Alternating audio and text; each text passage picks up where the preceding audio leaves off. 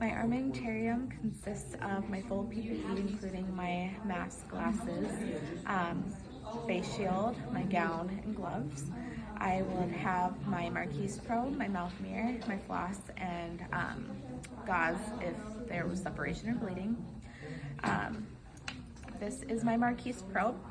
It is a double-ended unpaired instrument, with a simple flexible shank. It is an assessment instrument and is used subgingivally.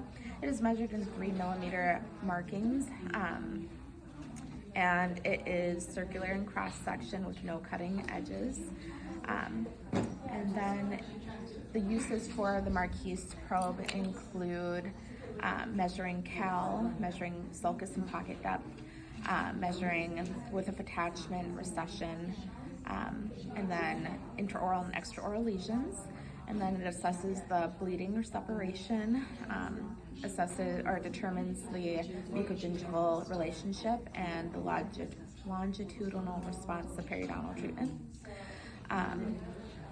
My other probes include a UNC 12, which is similar to this, however, it's measured in 1mm increments. And my neighbor's probe, which measures furcations, that is in 3mm increments. My furcation levels would be, furcation stage 1 would be, it does not go into the furca. 2, it goes 1/3 of the way through the furcation. 3 would be, it goes all the way through the furcation, through and through for mandibular, and it would touch the lingual root on the maxillary, but you would not see it clinically as it would be covered by gingiva. And then furcation 4 would be the same exact thing as 3, however you will see it clinically as there's recession. The next thing I would be doing would be checking mobility. To check mobility, you would use 2 blunt-ended instruments, and you would go on the buccal or facial and lingual, and you'd move facial and lingually, and that's how you would do mobility. There are 3 stages of mobility. Stage 1 would be 1mm of up to 1mm of mobility. Mobility 2 would be between 1 and 2mm, and then mobility class 3 would be 2 or more millimeters. They all move horizontal in a horizontal displacement. However, mobility 3 can also move vertically in the sulcus. And then I would check for open contacts with my floss. So if it makes a popping noise coming in and out, that means there is no open contact. But if it makes a just smooth gliding and it doesn't click, then that means there's an open contact. I would measure that with a probe in millimeters. After that, I would perform the tension test to look for or check the frenums. So I would pull the lip back and just do a little wiggle, and I would check that frenum attachment on all areas. Same up here. And just make sure there's no abnormalities with that. While also doing the tension test, I would be checking for the attached gingiva, where that line starts to determine my width of attachment. My width of attachment, the way I would measure that would be, say my attached gingiva is right here. I would measure out how much that would be, and it looks like 7mm. And then that would be from the attached gingiva to the gingival margin. And then I would probe that area. Say I got a 3. So it would be 7 minus 3, which would be 4mm of width of attachment. So after doing the width of attachment, how you would measure recession would be from the CEJ to the gingival margin. So for instance, I will take 26, and I would say that's about 2mm of recession.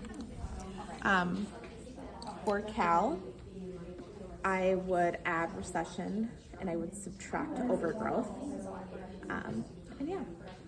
And so before I begin my perio assessment, I will ask my patient if they have a history of gum disease or periodontal treatment, or if they have any concerns about their gingiva, and then I'd begin to probe. So the teeth surfaces I'll be probing would be 14 buccal, 8 lingual, 24 facial, and 30 lingual. So I would make sure that I go in the correct orientation.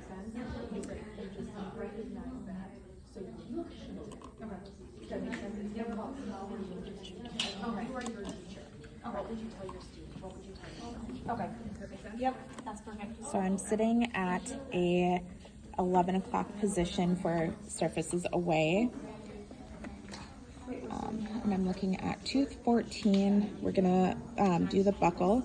So I'm gonna check my pen grasp, and then I would go in at the mesiofacial line and just do 1 millimeter increments until I got to the distal line.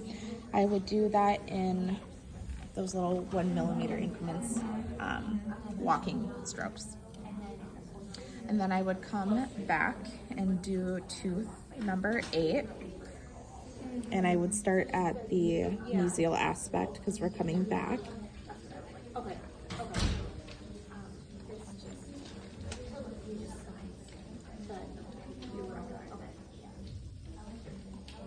And then after doing 8 lingual, I would wrap around to the facial portion of 24.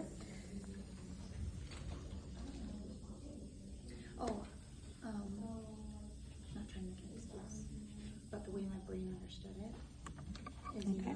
And then we would walk around back to so I don't have to switch it around. That's not true. 30 Even though it's one word lingual. and 2 lateral sides, you have to switch the working end for buccal or lingual. True. Right. So that's. I'm gonna adjust my pen grasp here. One lateral side, and for posterior, one working end. So it's 2 lateral. Okay. So I completed all my teeth surfaces.